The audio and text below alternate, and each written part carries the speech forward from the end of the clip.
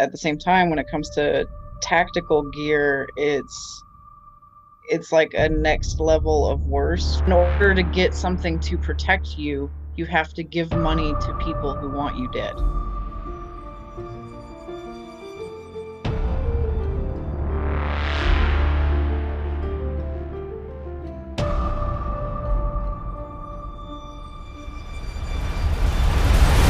Welcome to the Desk to Defender podcast. Desk to Defender is a project for personal and communal defense. It is our hope to inspire all people, from all backgrounds, to bolster their own defense in these trying times. With our manual and this podcast, we want to get you from out in front of the desk and into the front lines of this resistance.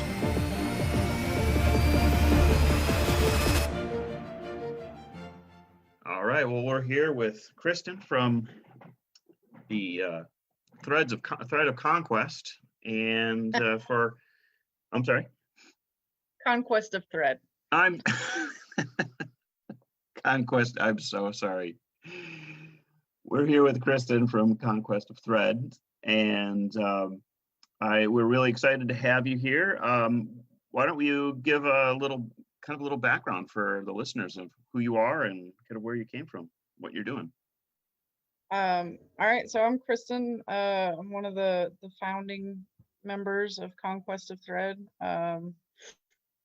Basically, me, my husband, and another couple. This is two couples, basically. I'm from Wyoming. I've been sewing since 2009 professionally, and it's kind of always been a hobby since I was real young. We recently, we're a COVID business. We started pretty much right after the pandemic because we were all unemployed and needed a way to make money, and a way to make money in a safe environment. And so we kind of bound together and opened up shop. And we started off and are still doing like contract work for other companies where we do production sewing.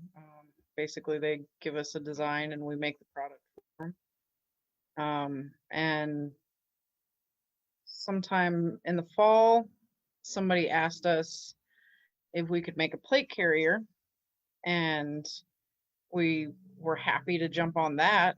And actually, we're working with Bafodef, which you may be familiar with. It's the Fuck Around and Find Out Defense Collective. Yeah.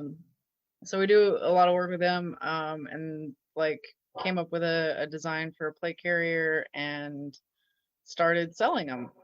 And that kind of brings us to where we are today. That's awesome. And you do more than just plate carriers too. You've done rifle cases and other kind of custom sewing too. Yeah, we're really looking to like expand our catalog. A lot of that takes time, mostly because everything has to be photographed and then like descriptions written out and patterns digitized and made standard and everything like that. But we do custom rifle cases. We've done a couple of other little things, like I'm working on a hip holster that probably won't actually be a product that we sell often because it's very, very, very time consuming. But we were wanting to make belts as well, the 2-piece belts, and another plate carrier design that's simpler and more slimmed down. We've been working on that one for a while. But yeah, I mean, basically, we do a lot of sewing. Like if you sew it to put it together, chances are we can make it. It's just whether or not we've been able to get a good product like lined out to put on the site to sell. Sure. Yeah, that's awesome. And so is most of your business now the plate carriers, or is that or are you still doing a lot of like local work and custom work as well? Is it just a mixture of both? It's a mixture of both. We certainly have a lot of business from the plate carriers. I've been surprised, honestly, at the amount of attention that we've gotten from that. But we still do contract work. And where do you see the company moving towards? What do you think you're going to be diversifying your product line and, in around kind of the more tactical gear, the plate carriers and gun cases? Is that something that you really kind of see the company becoming identified as more, or is that something you want to stay kind of diverse in your product line? Yeah, that's that's definitely something that we would really want to move towards. I mean, the tactical gear is something that we're passionate about and like enjoy doing. So the more we move towards that, the happier we are. Sure. But like in the grand scheme of things, Wrangler is a paycheck, and it's a good paycheck, and we'll probably continue doing it for a long time. Yeah. And your first customer that wanted a plate carrier, was there a story behind that at all, or they just come to you with a need, or was that an internal thing? So what happened was a guy who does a lot of work with FOFODEF is a member of our local SRA chapter, and he makes plates, like the actual plates that go in the plate carriers. So he makes those. It's Earthside Manufacturing. And so he was starting to do testing on these homemade plates, and he wanted a carrier for them. So he talked to us, got us in touch with FOFODEF, and so even the first plate carrier that we made was made sort of in mind for moving to production of that. And then the first 10 that we made were all for people in our local SRA chapter. So yeah, it was basically getting our friends armored up. Sure, yeah. And then through the SRA, was that a vehicle in which people kind of got to know who you guys were and what you were doing?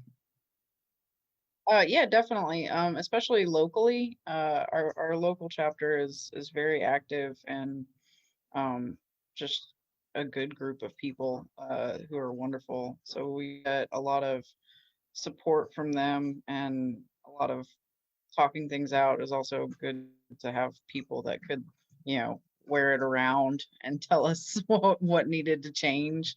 Sure. And a couple of different body types too, to kind of figure out sizing and stuff like that. Yeah, I would imagine that's kind of the hard component that people don't really talk about it when you're looking at kind of, I guess I was going to say threaded goods or soft goods, is all the different types of people that it's going to have to fit and wear, and without it becoming too custom. Yeah, that's definitely a challenge. I think that we've gotten it pretty hammered out now. But it also, like, moving to the slimmed down carrier,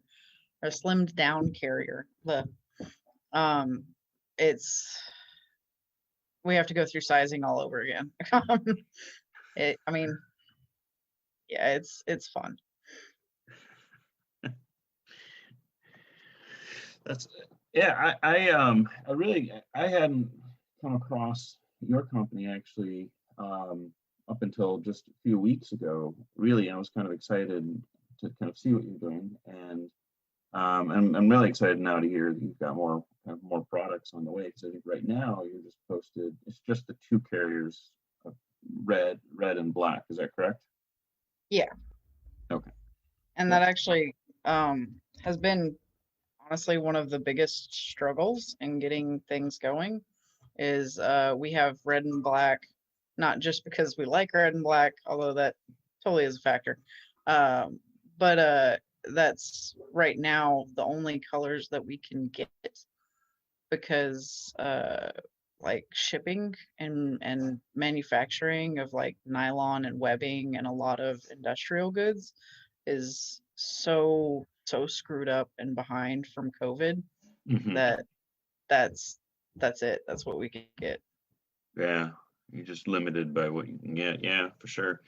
Mm. So hopefully we'll see maybe some of that turn around in the near future, and as the economy is getting a little more and more on track, and then you'll be able to have a wider array of stuff for us.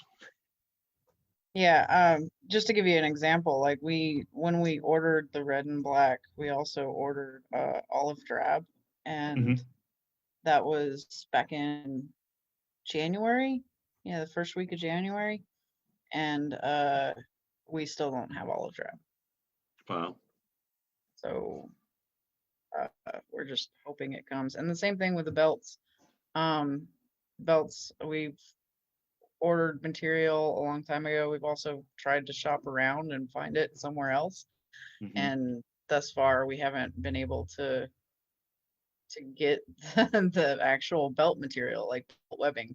Like it, it just there's no timeline of when it will be back in stock, and it's can be very frustrating. Yeah, yeah, I could imagine. And I I think it's interesting that you're a COVID business altogether, that you just formed out of this kind of chaos and craziness, and that's just something that will, in many ways, define you as a company too. That your ability to do what you're doing in such a crazy environment. Do you find that your customers and customer base to be as flexible and understanding of kind of where you're coming from and being a new business, and or kind of a new product lines and in a wild and crazy environment? Yeah, absolutely. I mean, everybody that we've talked to thus far has been really, really wonderful. Yeah, I mean, turns out leftists make better customers. Yeah, yeah, I could imagine. It's I think it's kind of a cool thing that, when you're building something, or creating a craft for a specific community, everybody kind of is much more understanding. So if you had, like I was really surprised you have, I think it's a lifetime warranty on the plate carriers. Is that right? Yeah, we do have a Yeah, lifetime warranty. and you put something on there, like on your website, and you're able to say that, um, and kind of who you're selling your products to, and your community knows kind of who you are. That when you have those customer service issues, it's not like people are rude and screaming at each other. It's everybody's kind of I guess in some ways part of that same broader community, and much more patient, much more understanding. And I've seen that too in myself, in the jobs that I've had in the past too, where you kind of, people within the community that you're selling to are much more easier to work with than those outside of the community that really don't know, um, kind of the process of what it takes to build something, what it takes to produce something. So that's really kind of cool. Um,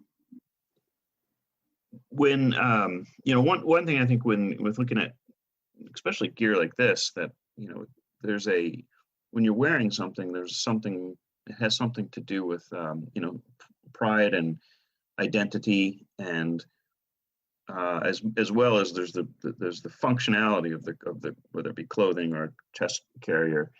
um, when people see, I think when people see people wear like a distinctly red chest carrier, or chest or plate carrier, or kind of your product line, it kind of creates a sense of identity also to that public, and kind of that broader um, people. And I think of, like, especially over the summer, so many different companies had kind of made a hard line on where their customer base was, especially those that were producing gear. And they were very vocal about kind of where they stood on, say, Black Lives Matter, for example. And really kind of, I wonder how much of that kind of the idea of that you're going to wear something, you're actually in having to put it on, how much that has influenced people in terms of like a plate carrier. So I'm thinking myself, like there was a company that I had actually considered purchasing from, and they had made very public stance on Colin Kaepernick and Black Lives Matter, and instantly, there's no way I could purchase the product that they were selling. Wouldn't even think about it, and then you were like, well, shoot, who else in these companies have the same stance? And then you start looking at some of the other companies, and they have very similar stances, and then all of a sudden you realize, well, there's nowhere I can go to get a plate carrier, for example, because of the political stance that these companies have to that they represent. How much of that do you feel is kind of important in the product that you're producing? Kind of a long ways to. Yeah, so it's actually really important. I mean, especially that's a huge motivation for why we started doing this to begin with. Like, I understand that there is no ethical consumption under capitalism, but at the same time, when it comes to tactical gear, it's like a next level of worse when you have to, in order to get something to protect you, you have to give money to people who want you dead. Mm-hmm. And like that's a whole nother level of just not good. And like I said, FAFO Defense is also that's a lot of their goal is to try and source products and get people an option to buy from someone who doesn't want them dead. And Yeah. like, and when it comes to like making, political stance, it's not something that we necessarily shy away from ourselves either. Like one of the things that we decided with the color options that we had is that we will absolutely not sell a black and yellow vest ever. And that's because that's Proud Boy colors. Sure. Not going to do it. So yeah, that's awesome. And it really kind of made me think. Initially, I wanted myself I would probably purchase a black plate carrier, but after seeing red, I would have never thought of purchasing a red one. But it had made me from a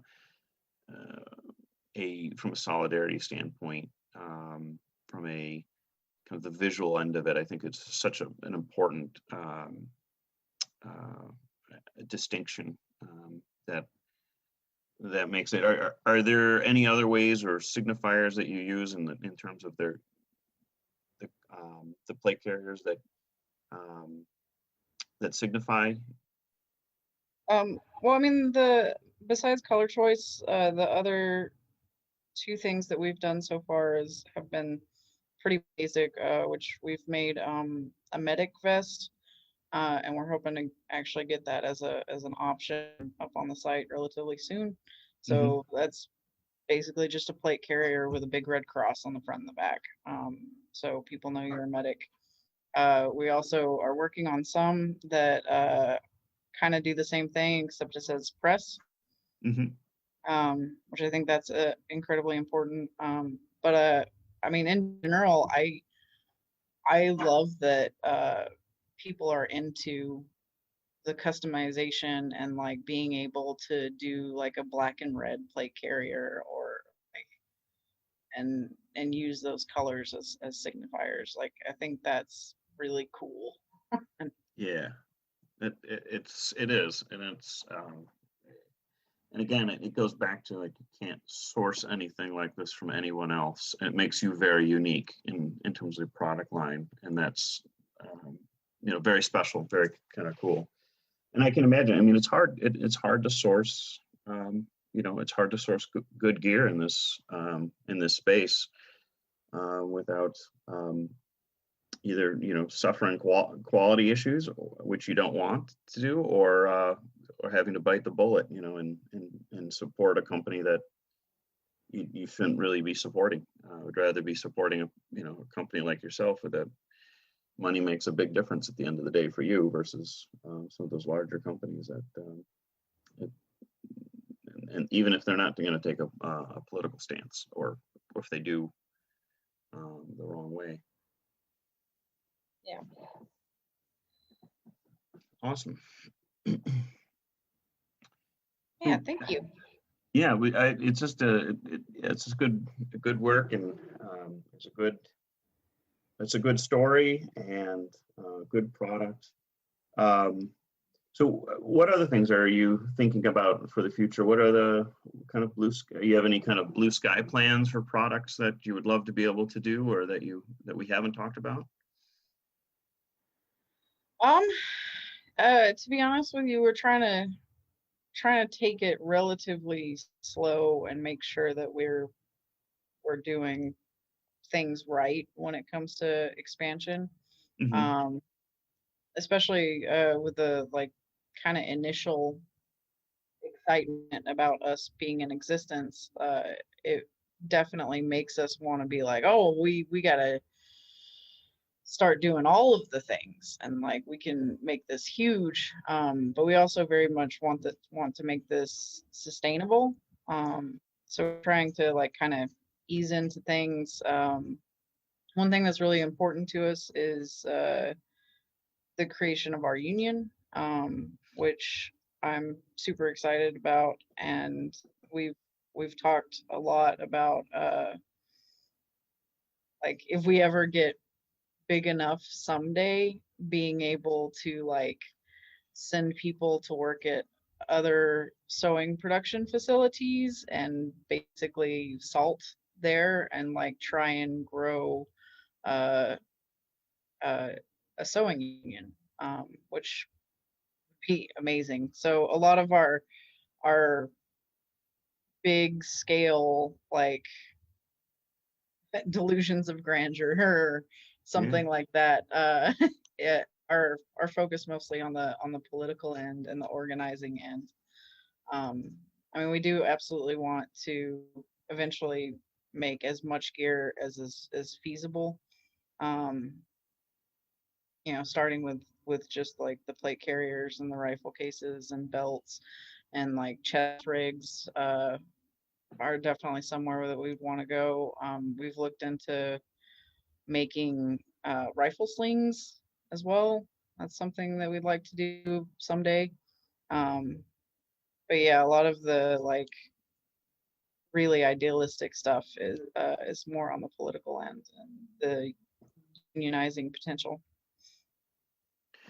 And that's awesome, because I think a lot of times, we do focus a lot on when we talk about the means of production, that the production end being important, but also just as important is the means and the resources that go into that production. And of course, the human resource is the most important part.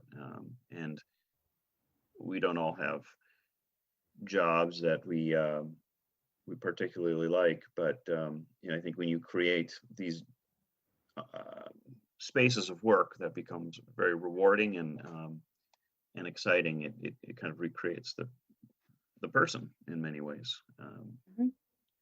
And yeah, I'm glad you brought up the union too. So right now, the union is the 4 of you right now, or have you extended that out? Are you? So it's just the 4 of us right now. It's just that's all there is to Conquest of Thread, so there's not really any reason to add other people. But yeah, we would like to. Eventually, we've talked about potentially filing with the IWW, just to kind of connect us to a larger organizing structure that we can maybe help other shops with resources on because we're also worker owned. Everyone, all 4 of us, all own a portion of the business, and I think being able to move forward and like show that that is a viable option, and help people move towards that as well is definitely an underlying motivation for all of this. Sure. And do you have one shop that you work out of then, or are you like a central location? Yeah, we just have the one shop. Um, yeah, it's just a, a little bitty place, to be honest with you. I think we have 700 square feet. Okay, So but there's only four of you, so you don't need too much space. no, And not yet. not yet. In the future, you will. Yeah, you'll be definitely growing. What do you do as far as, I mean, since you guys are, it's two married couples, is that right? Well, me and my husband are married. The other couple is not married yet, but Okay, they're working on it.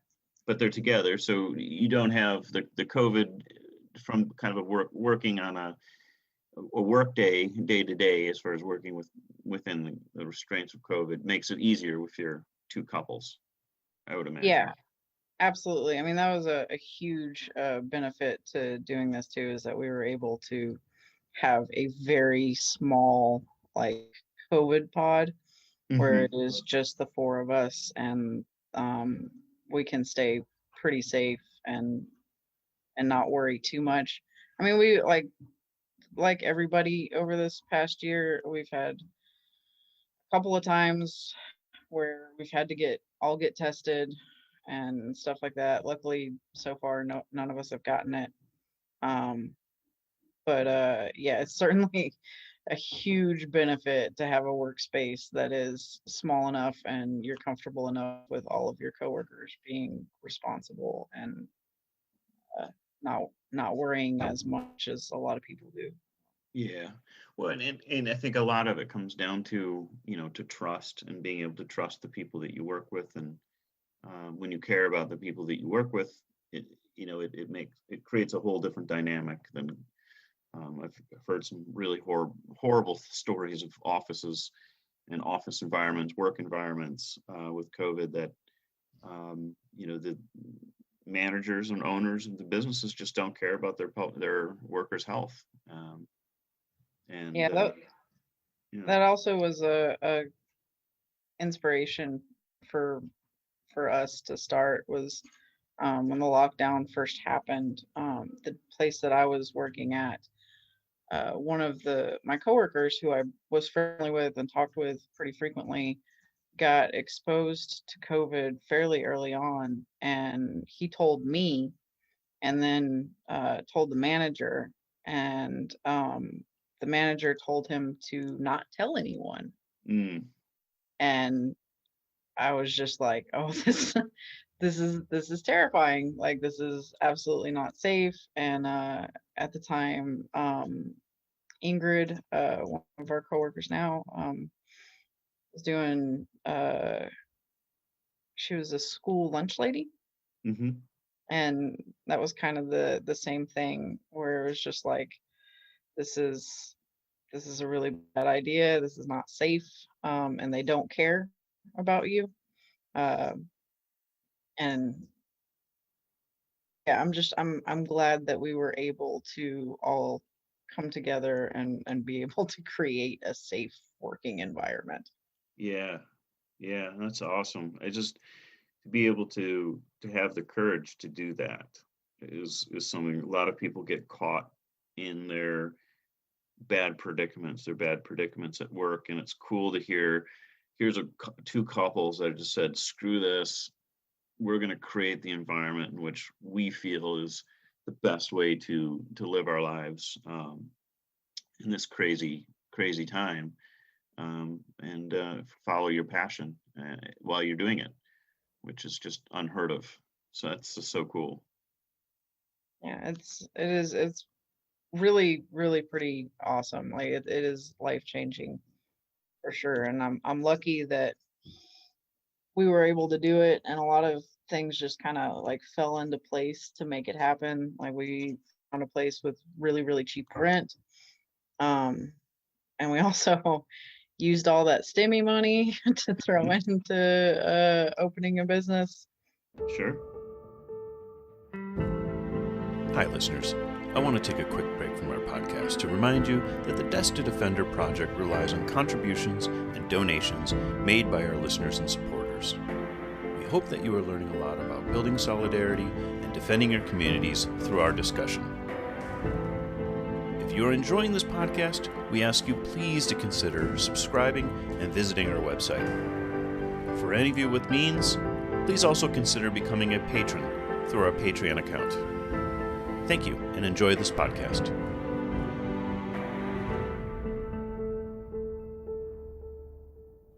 So if someone wanted to buy a plate carrier, where do they go? Conquestofthread.com. Awesome. And what's the waiting time right now?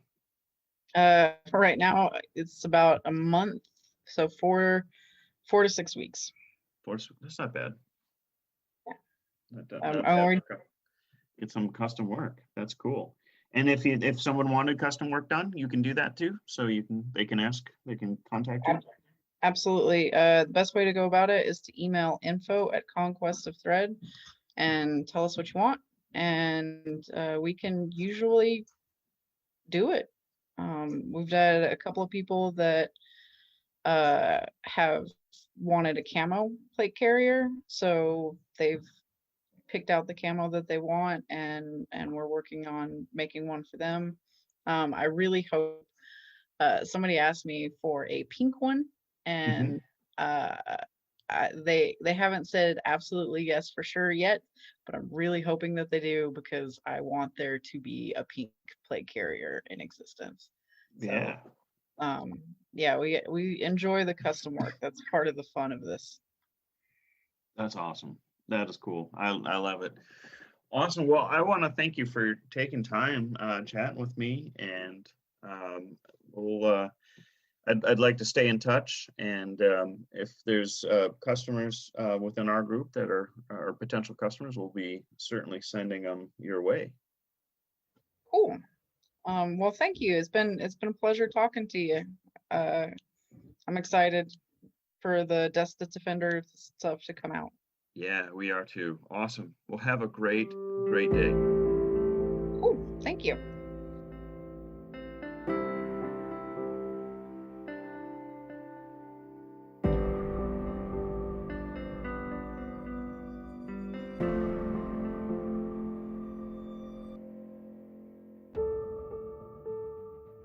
Thank you for listening to this podcast of Desk to Defender. If you'd like more, please give us a follow and share this podcast with your friends and comrades.